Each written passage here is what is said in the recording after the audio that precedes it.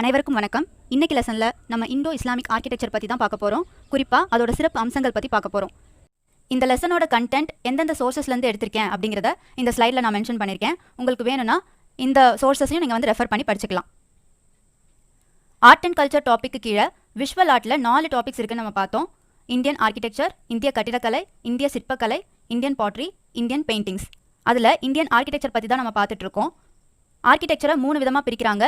So that நம்ம படிக்கிறதுக்கு ஈஸியாக இருக்கணும் அப்படிங்கிறதுக்காக ஏன்ஷியன்ட், மிடிவல், மாடர்ன். இதில் ஏன்ஷியன்ட் ஆர்கிடெக்சர் பற்றி நம்ம முன்னாடியே கவர் பண்ணிட்டோம். உங்களுக்கு அந்த லெசன்ஸ்க்கான லிங்க்கை டிஸ்கிரிப்ஷனில் நான் வந்து பேஸ்ட் பண்ணியிருக்கேன். வேணுங்கிறவங்க போய் பார்த்துக்கலாம். மிடிவல் ஆர்கிடெக்சருக்கு கீழே தான் இண்டோ இஸ்லாமிக் ஆர்கிடெக்சர் வருது. ஸோ அதை தான் வந்து நம்ம இன்னைக்கு டீட்டெயிலாக பார்க்க போகிறோம். இண்டோ இஸ்லாமிக் ஆர்கிடெக்சரில் 4 ஸ்டைல்ஸ் இருக்குது. ஃபர்ஸ்ட் இம்பீரியல் ஸ்டைல், அடுத்து பார்த்தோம்னா ப்ரொவின்ஷியல் ஸ்டைல், அடுத்து முகல் ஸ்டைல், கடைசியாக டெக்கானி ஸ்டைல். இந்தியாவுக்கு முஸ்லிம்ஸோட வருகையினால் உருவான ஒரு ஆர்கிடெக்சர் ஸ்டைல் தான் இந்த இண்டோ இஸ்லாமிக் ஆர்கிடெக்சர். இனிஷியலாக அவங்க குதிரையில் ஆயுதங்களோட வந்து கொள்ளை அடிச்சுட்டு போகிறது தான் வழக்கமாக வச்சுருந்தாங்க. அதுக்கப்புறமா தான் இங்கே செட்டில் ஆக ஆரம்பித்தாங்க. 9ஆம் நூற்றாண்டிலேயே முஸ்லிம்ஸ் இந்தியாவுக்கு வந்திருந்தாலும் 12ஆம் நூற்றாண்டில் தான் நிறையா பில்டிங்ஸ் கட்ட ஆரம்பித்தாங்க இந்தியாவில். அவங்க எங்கேருந்து வந்தாங்க அப்படிங்கிறத இந்த மேப்பில் காமிச்சிருக்கேன். பெர்ஷியா, அரேபியா, சென்ட்ரல் ஏஷியா இந்த பகுதிகளில் இருந்து தான் வந்திருக்காங்க. அந்த காலகட்டத்தில் பைசாண்டைன் அண்ட் சசானியன் எம்பையர்ஸ் அப்படின்னு சொல்லுவாங்க. சசானியன் எம்பையர் தான் வந்து நான் க்ரீன் கலரில் காமிச்சிருக்கேன். பைசாண்டைன் எம்பையர் ஆரஞ்சு கலரில் மென்ஷன் ஆயிருக்கு. ஸோ இங்கே இருந்தவங்க தான் படையெடுத்து இந்தியாவுக்கு வந்துட்டாங்க. ஸோ இங்கே தெரியுது இல்லையா, இது குஜராத் போர்ஷன் தான் இந்தியாவோடது. இவங்க கட்டிடக்கலையில் மிகவும் கைதேர்ந்தவர்களாக இருந்தாங்க அப்படின்றத சொல்கிறாங்க. நான் முன்னாடியே சொன்ன மாதிரி இவங்களுக்கு இந்தியாவில் வந்து செட்டில் ஆகணும் அப்படிங்கிற எண்ணம் இல்லாததுனால அவங்க கூட இந்த கட்டிடம் கட்டுறவங்களெல்லாம் வந்து கூட்டிகிட்டு வரல. அதுக்கப்புறமா மெல்ல மெல்ல செட்டில் ஆரம்பித்த உடனே கட்டிடம் கட்டணும் அப்படிங்கிற ஆர்வம் அவங்களுக்கு வந்துச்சு. ஸோ என்ன பண்ணாங்கன்னா, அங்கே அதாவது இந்தியாவில் இருந்த இந்தியன் ஆர்கிடெக்ட்ஸை வச்சும் இந்திய கொத்தனார்களை வச்சும் அவங்க நினச்ச மாதிரியான கட்டிடங்களை கட்டினாங்க. இந்தியாவில் இருந்தவங்க இந்த கட்டிடங்களை கட்டினதுனால இந்தியன் ஸ்டைலோட இந்த கட்டிடங்களை கட்டினாங்க.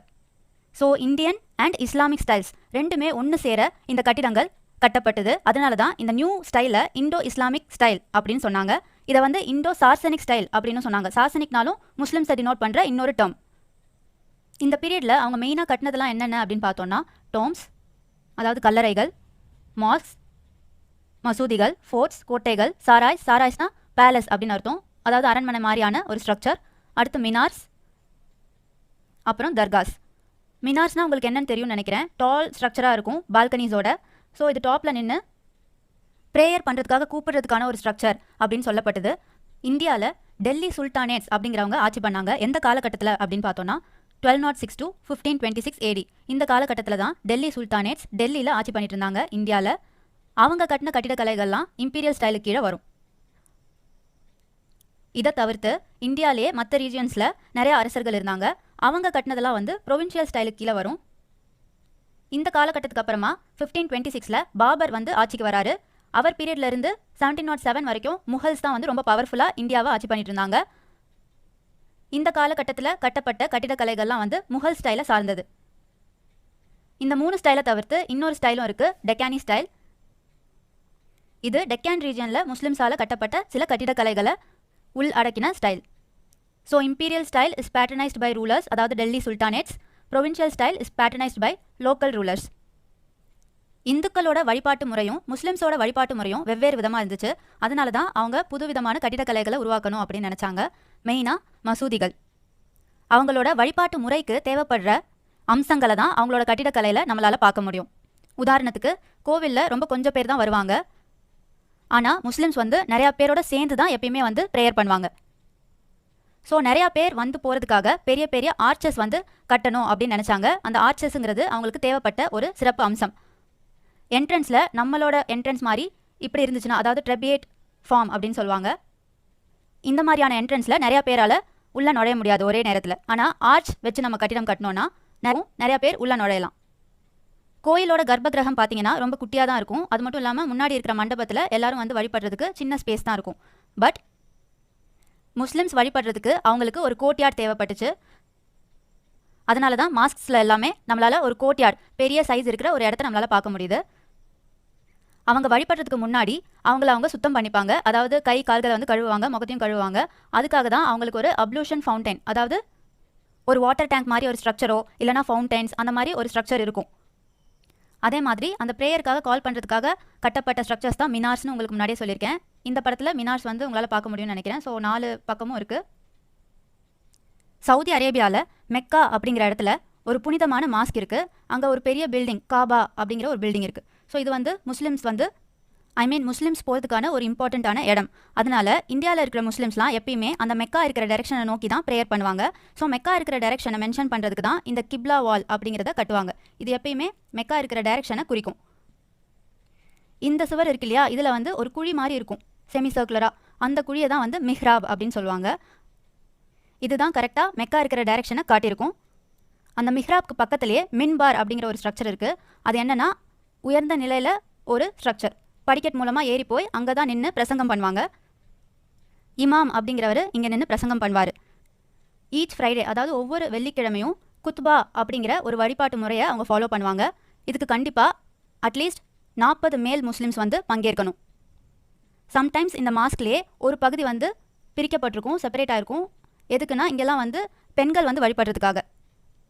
பொதுவாக மாஸ்க்ஸில் டோம்ஸ் தான் யூஸ் பண்ணியிருப்பாங்க. இந்த மாதிரி ரவுண்டாக இருக்கும் டோம்ஸ். ஸோ அந்த டோம்ஸ் எதுக்கு அப்படின்னு பார்த்தோன்னா, அவங்க ப்ரேயர் பண்ணுறாங்க இல்லையா, அந்த ப்ரேயர் வந்து அந்த ப்ரேயர் ஹால் ஃபுல்லாக கேட்கணும் அப்படிங்கிறதுக்காக தான். டெல்லியில் ஆட்சி பண்ணிட்டு இருந்த டெல்லி சுல்தானேட்ஸ் இருக்காங்க இல்லையா, அவங்க ஆண்ட காலகட்டத்தை தான் இந்த ஸ்லைடில் நான் மென்ஷன் பண்ணியிருக்கேன். ஸோ ஃபர்ஸ்ட் வந்து ஸ்லேவ் டைனாஸ்டி ஆள்றாங்க, அதுக்கப்புறம் கில்ஜி டைனாஸ்டி, அதுக்கப்புறம் துக்லக், நெக்ஸ்ட் சையத்ஸ், கடைசியாக லோடிஸ்.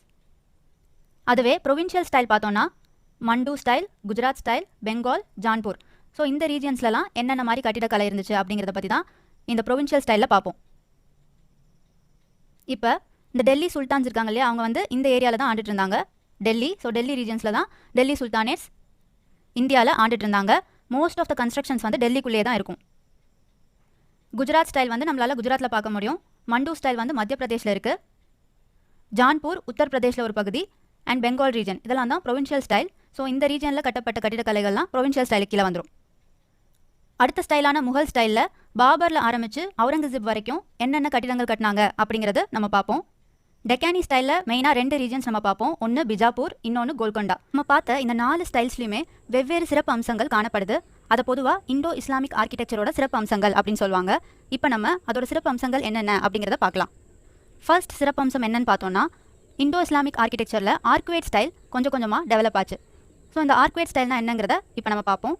முஸ்லிம்ஸ் இந்தியாவுக்கு வரதுக்கு முன்னாடி நம்ம ட்ரெபியேட் ஃபார்ம் ஆஃப் ஆர்கிடெக்சரை ஃபாலோ பண்ணிட்டு இருந்தோம். அவங்க வந்ததுக்கப்புறமா ஆர்க்வேட் ஃபார்ம் ஆஃப் ஆர்கிடெக்சர் கொஞ்சம் கொஞ்சமாக வளர்ச்சி அடைஞ்சது. ட்ரெபியேட் ஃபார்ம்னா பீம்ஸ் அண்ட் காலம்ஸ் யூஸ் பண்ணியிருப்பாங்க. ஸோ காலம்ஸ்னால் அந்த வர்டிக்கல் ஸ்ட்ரக்சர்ஸ் தான் காலம்ஸ். இந்த இமேஜில் தெரியுது இல்லையா, இது மாதிரி. அதே மாதிரி பீம்ஸ்னா ஹரிசாண்டல் ஸ்ட்ரக்சர்ஸ், சம்டைம்ஸ் லிண்டல்ஸ் அப்படின்னு இதை சொன்னாங்க. இந்த இமேஜோட க்ளோஸ் லுக் நீங்கள் பார்த்தீங்கன்னா கூட உங்களுக்கு அந்த பீம்ஸ் அண்ட் காலம்ஸ் தெரியும். ஸோ இதுதான் வந்து காலம், இங்கே பீம் போகுது. இதுதான் ட்ரெபியேட் ஃபார்ம் ஆஃப் ஆர்கிடெக்சர். அதுவே ஆர்க்வேட் ஃபார்ம் ஆஃப் ஆர்கிடெக்சரில் ஆர்ச்சஸ் யூஸ் பண்ணாங்க. ஸோ இந்த டயக்ராமில் இருக்கிற இமேஜ் தான் ஆர்ச். ஆர்ச்சஸ் 2 வகையான ஆர்ச்சஸாக இருந்துச்சு. ஒன்று ட்ரூ ஆர்ச், இன்னொன்று ஃபால்ஸ் ஆர்ச். ஃபால்ஸ் ஆர்ச்சை கார்பெல்ட் ஆர்ச் அப்படின்னு சொல்லுவாங்க. இது ரெண்டுத்துக்கும் இருக்கிற மெயினான டிஃப்ரென்ஸ் என்னென்னா, ட்ரூ ஆர்ச் அப்படிங்கிறது மேலே இருந்து வரக்கூடிய லோடை அதுவே ட்ரான்ஸ்ஃபர் பண்ணும் ஃபுல்லாக கீழே வரைக்கும். ஆனால் ஃபால்ஸ் ஆர்ச் பேருக்கு தான் அது ஸ்ட்ரக்சர், லோடை வந்து கம்ப்ளீட்டாக ட்ரான்ஸ்ஃபர் பண்ணாது. ட்ரூ ஆர்ச் பார்க்குறதுக்கு எப்படி இருக்கும் அப்படின்னா இந்த டயக்ராமில் இருக்கிற மாதிரி தான் இருக்கும். ஸோ தனித்தனி வெட்ஜ் ஷேப்பில் இருக்கிற கற்களை கொண்டு ட்ரூ ஆர்ச் அமைச்சிருப்பாங்க. இந்த நடுவில் இருக்கிற வெட்ஜ் ஷேப் இருக்கு இல்லையா, இதை வந்து கீ ஸ்டோன் அப்படின்னு சொல்லுவாங்க. ஸோ இந்த மாதிரி கட்டப்படுறது தான் ட்ரூ ஆர்ச். அதுவே ஃபால்ஸ் ஆர்ச்னா இந்த மாதிரி கற்களை ஆர்ச் வடிவத்தில் வந்து அமைக்காமல் இப்போ நிறையா கற்களை ஒன்று மேலே ஒன்று வச்சுருவாங்க. அதை எப்படி கட் பண்ணுவாங்கன்னா ஆர்ச் ஷேப் வர மாதிரி கட் பண்ணுவாங்க. ஸோ ஆர்ச் ஷேப் வர மாதிரி அந்த கற்களை கட் பண்ணி அரேஞ்ச் பண்ணியிருப்பாங்க. ஆனால் அது வந்து ட்ரூ ஆர்ச் இல்லை. ட்ரெபியேட் ஸ்டைலில் எப்பயும் நம்ம ஷிக்கார் யூஸ் பண்ணுவோம், இல்லைனா விமானா இருக்கும். ஷிக்கார் வந்து நகரா ஸ்டைலில் சொல்லக்கூடிய டேர்ம், விமானா வந்து டிராவிடியன் ஸ்டைலில் யூஸ் பண்ணக்கூடிய டேர்ம். ஸோ பொதுவாக கோயில்களுக்கு மேலே கோனிக்கல் ஷேப் இல்லைனா கர்விலீனியர் டவர் இதுதான் இருக்கும். ஸோ எதர் அந்த டவர் வந்து கோனிக்கல் ஷேப்பில் இருக்கும், இல்லை கர்விலீனியராக இருக்கும். ஆனால் ஆர்க்வேட் ஸ்டைலில் இந்த இமேஜில் நீங்கள் பார்க்குற மாதிரி ஒரு டோம் தான் வந்து அந்த ஸ்ட்ரக்சருக்கு மேலே இருக்கும். நான் முன்னாடியே மாஸ்கில் வந்து டோம் தான் வந்து யூஸ் பண்ணுவாங்கன்னு சொல்லியிருக்கேன். ஸோ அந்த ஸ்ட்ரக்சர் தான் இந்த பிக்சரில் உங்களுக்கு தெரிகிற டோம்.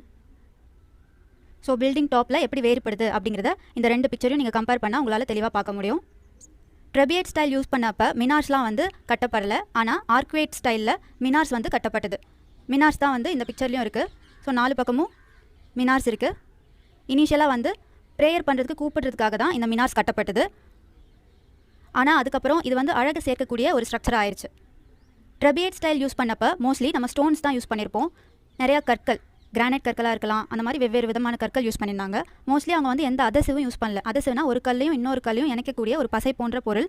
அந்த மாதிரி அதசிவ் யூஸ் பண்ணாமல் இன்டர்லாக்கிங் டெக்னிக் மூலமாக தான் மோஸ்ட்லி கட்டியிருந்தாங்க. செங்கற்களும் சம்டைம்ஸ் யூஸ் பண்ணியிருந்தாங்க. ஆனால் ஆர்க்வேட் ஸ்டைல் யூஸ் பண்ணப்போ செங்கற்கள், லைம் பிளாஸ்டர், மோர்ட்டார், அது மட்டும் இல்லாமல் குவாட்சைட் கற்களும் யூஸ் பண்ணாங்க. சாண்ட்ஸ்டோன்ஸ், பல விதமான சாண்ட்ஸ்டோன்ஸும் யூஸ் பண்ணப்பட்டது. மார்பிள்ஸ் யூஸ் பண்ணாங்க. இதில் இந்த லைம் பிளாஸ்டர், மோர்ட்டார் அதெல்லாம் வந்து அதசிவ், அதாவது ஒரு கல்லை இன்னொரு கல்லோட ஒட்டுறதுக்கு யூஸ் பண்ண பசை போன்ற பொருட்கள். அந்த காலத்தில் மோர்ட்டார் வந்து எதால் ஆயிருந்தது அப்படின்னு பார்த்தோன்னா கிளே அண்ட் மட், அதாவது களிமண் மற்றும் அந்த சகதின்னு சொல்லுவோம் இல்லையா, மட், அதை வச்சு தான் வந்து இந்த மோர்ட்டார் அப்படிங்கிறது உருவாக்கப்பட்டது. ஸோ இண்டோ இஸ்லாமிக் ஆர்கிடெக்சரோட சிறப்பு அம்சத்தில் ஒரு முக்கியமான சிறப்பு அம்சம் arcuate style of architecture. Domes use பண்ணப்பட்டதுன்னு நம்ம முன்னாடியே பார்த்தாச்சு. ஆர்ச்சஸ், இப்போ நான் உங்களுக்கு க்ளோஸ்அப்பில் காட்டுறேன் அந்த ஆர்ச்சஸோட இமேஜை.